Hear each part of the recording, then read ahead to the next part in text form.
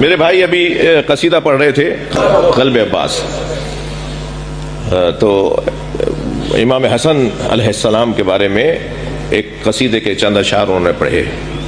شام کا دربار مدینے میں لگا، اب میرا اپنا انداز ہے بھائی، اور جو ہماری قوم کے اندر کچھ لوگ ہیں جو ہماری بس بعض جملوں کو کہتے ہیں کہ یہ کیا کہہ دیا اور وہ کیا کہہ دیا، وہ ذرا یہاں بیٹھ کر ذرا دکھائیں مجھے۔